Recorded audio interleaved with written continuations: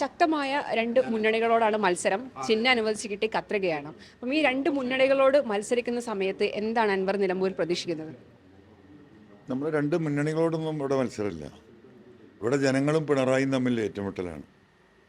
ആ ജനങ്ങളുടെ പ്രതിനിധിയായിട്ടാണ് ഞാൻ മത്സരിക്കുന്നത്. ഇവിടെ മുന്നണികൾക്കോ സ്ഥാനാർത്ഥികൾക്കോ ഒരു പ്രസക്തിയില്ല. ജനവും പിണറായിയും തമ്മിലാണ് ഏറ്റുമുട്ടം. അപ്പോൾ പിണറായിസത്തിനെതിരെ ആരാണ് ശക്തമായ നിലപാടെടുത്തത്? ഈ വിഷയം ആരാണ് ഇവിടെ ഉന്നയിച്ചത്? ഈ മലയോര മേഖലയിലെ കാർഷിക പ്രശ്നങ്ങൾ ആരാണ് ഉയർത്തിക്കൊണ്ടുവന്നത്? പോലീസിലെ RSS വൽക്കരണം ആരാണ് ഉയർത്തിക്കൊണ്ടുവന്നത്?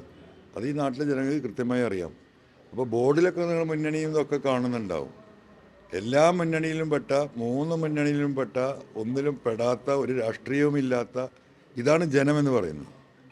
ആ ജനമാണ് ഈ പറയുന്ന ദുഷ്ട ലാക്കോട് കൂടിയുള്ള രാഷ്ട്രീയ നേതൃത്വത്തിൻ്റെ ആ പൊളിറ്റിക്കൽ നെക്സസിനെ പരാജയപ്പെടുത്താൻ ജനം ഒന്നിച്ച് നിൽക്കുകയാണ്. ചിഹ്നം മാറി, നേരത്തെ ഓട്ടോറിക്ഷയായിരുന്നു, അപ്പം ചിഹ്നം മാറി സ്വതന്ത്ര സ്ഥാനാർത്ഥിയായിട്ടാണ് മത്സരം. ഇത് ഏതെങ്കിലും രീതിയിലൊരു തിരിച്ചടിയായിട്ട് തോന്നുന്നുണ്ടോ? അങ്ങനെ ഇപ്പോൾ ഒരാൾക്കുള്ള സിഗ്നൽ നമ്മൾ രണ്ട് തെരഞ്ഞെടുപ്പിൽ എനിക്ക് എന്താ പറയുക, ഞാൻ കത്രികയിലാണ് മത്സരിച്ചു, രണ്ട് പാർലമെൻറ്റും. അപ്പോൾ സ്വാഭാവികമായിട്ടും ഈ തെരഞ്ഞെടുപ്പിന് ഒരു സാധാരണക്കാരൻ്റെ വാഹനം എന്ന നിലയ്ക്ക് ഒരു ഓട്ടോറിക്ഷയോട് നമുക്ക് ഒരു സെൻറ്റിമെൻറ്റ്സ് ഉണ്ടായിരുന്നു. അതുകൊണ്ടാണല്ലോ ഫസ്റ്റ് പ്രിഫറൻസ് കൊടുത്തത്. അതിൽ പക്ഷേ ഇവിടെ കിട്ടിയത് കത്രികയാണ്.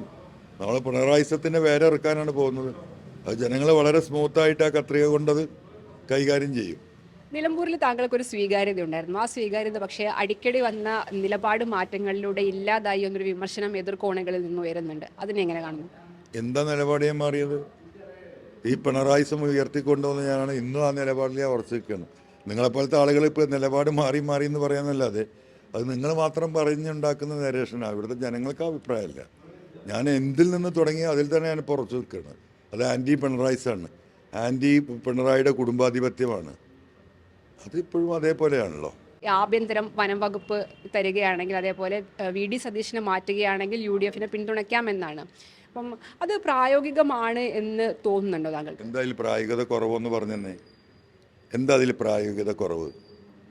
ഈ വന്യജീവി വിഷയവുമായി ഏറ്റെടുത്ത് ഞാൻ ഈ ഉയർത്തിക്കൊണ്ടുവന്ന വിഷയം അത് ഏറ്റെടുക്കാൻ ഏറ്റവും അർഹന നിങ്ങളത് ഏറ്റെടുക്കണമെന്ന് ഇവിടുത്തെ ജനങ്ങളും ഈ പറയുന്ന മലയോര കുടിയേറ്റ കർഷകരും പറയുമ്പോൾ എന്താണ് ആ പ്രായോഗികത കുറവ് എന്ന് പറഞ്ഞാൽ? എന്താണ്? ജനങ്ങളെ കണ്ണിൽ കാണാതെ തിരിഞ്ഞു നടക്കുന്നവരുടെ മുമ്പിൽ ഡിമാൻഡ് വെച്ച് എഴുതി ഒപ്പിച്ചിട്ടേ പോവുള്ളൂ. അതുപോലെ ചതിച്ചുകൊണ്ടിരിക്കുകയാണ്.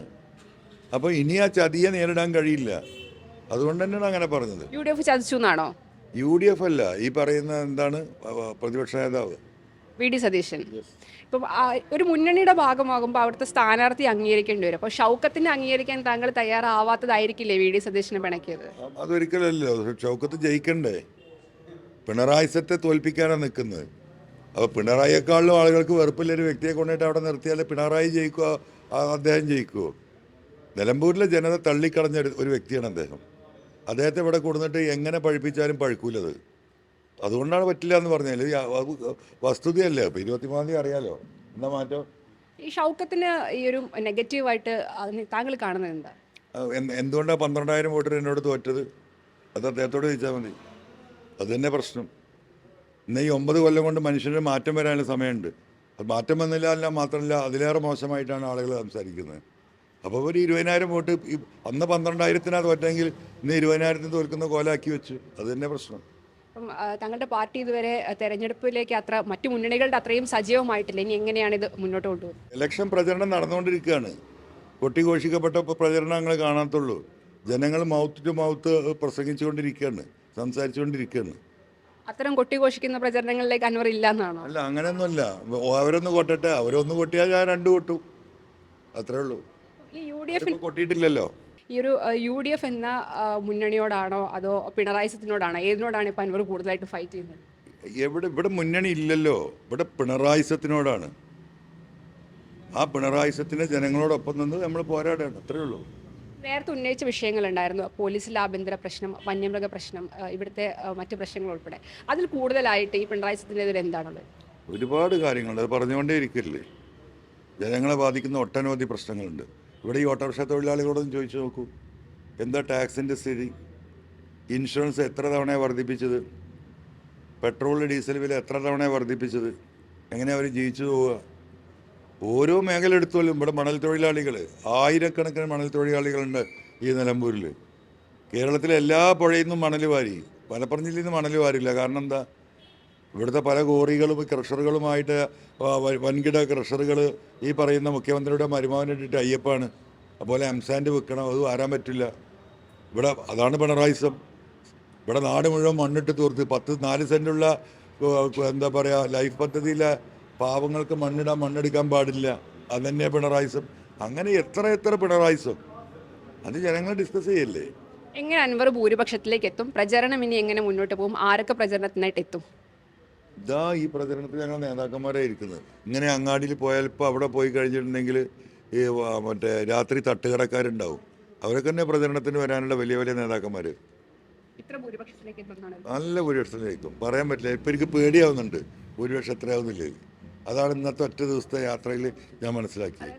എനിക്കെതിരെ വോട്ട് ചെയ്ത ഒരു മനുഷ്യനെയും കാണുന്നില്ല. നിങ്ങൾ പൊയ്ക്കോ, നിങ്ങൾ ഇവിടെ നിൽക്കണ്ട, എന്നോടൊക്കെ നിങ്ങൾ വെറുതെ കഷ്ടപ്പെടണ്ട, ഒന്നും നിങ്ങൾ പറയണ്ട, നിങ്ങൾ പറഞ്ഞത് മതി, ഇനി ഞങ്ങൾ നോക്കിക്കോളാം എന്ന് പറയാണ്. അപ്പോൾ ഭൂരിപക്ഷം എത്രയെന്ന് നമുക്ക് കണക്കാക്കാൻ പറ്റുമോ? നിങ്ങൾക്കത് മനസ്സിലാവാൻ പോകുന്നുള്ളൂ. നിങ്ങൾക്ക് എന്നാ മനസ്സിലാവുമെന്നറിയോ? 23-ാം തീയതി രാവിലെ 1 മണിക്കൂറിൽ നിങ്ങൾക്ക് വിവരം അറിയും. ഒറ്റ മണിക്കൂറിൽ. ബൂത്ത് 1, 2 എന്നാണ് ഞാൻ വരുന്നത്. എവിടെ? വഴിക്കടവിൻ്റെ അങ്ങേ അറ്റത്ത് എന്താ പറയുക, മരുതയും കഴിഞ്ഞിട്ട് എന്താണ് സ്ഥലത്തിൻ്റെ തണ്ണിക്കടവ്. ആ വീഡിയോ ഒന്ന് ഇപ്പോൾ ഞങ്ങൾ പോസ്റ്റ് ചെയ്യണം നോക്കുക. ആ 2 ബൂത്തിലുള്ള മുഴുവൻ ചെറുപ്പക്കാരുണ്ട്. ഒരു 300 ചെറുപ്പക്കാർ. അവർ പറഞ്ഞു ഇനി നാട്ടിൽ ചെറുപ്പക്കാരില്ലെന്നാ. അത് 16 വയസ്സ് തൊട്ട് 30 വയസ്സ് വരെ ചെറുപ്പക്കാരുണ്ട്. അത് കഴിഞ്ഞിട്ട് ഇപ്പോൾ ഈ ചീനിക്കുന്നിൽ എന്താണ് മൂത്തേടം പഞ്ചായത്തിൽ അത് പോയൊക്കെ ആ വീഡിയോ കാണിച്ചെടുക്കുന്നവർക്ക് അപ്പോൾ മനസ്സിലാവും. ആ വാർഡിലെ മുഴുവൻ മനുഷ്യന്മാരും ഉണ്ടെന്ന്, ആണും പെണ്ണും കുട്ടികളും. അപ്പം പിന്നെ ഭൂരിപക്ഷം പറയാൻ പറ്റുമോ? 9 വർഷം താങ്കൾ ഇവിടെ ഉണ്ടായിരുന്നു. അപ്പം വീണ്ടും ജനവിധി തേടുമ്പോൾ അങ്ങനെ ഒരു സാഹചര്യം ഉണ്ടാക്കിയതിനെ കുറിച്ച് ആൾക്കാർ സംസാരിക്കും. ആൾക്കാർ നന്നായിട്ട് സംസാരിക്കുന്നുണ്ടല്ലോ. അവർക്ക് നല്ല പണി കൊടുക്കണം എന്ന് പറയുന്നുണ്ട്. നിങ്ങൾ രാജിവെച്ചത് നന്നായി എന്നും പറയുന്നുണ്ട്.